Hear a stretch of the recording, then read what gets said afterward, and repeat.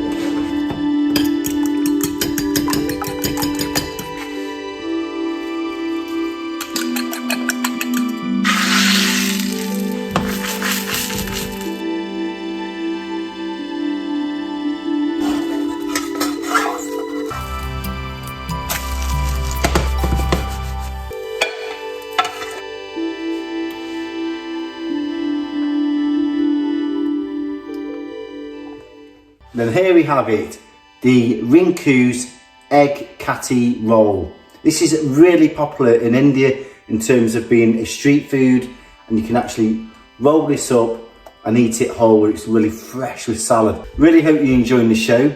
Please do subscribe, lots of love and passion going into this.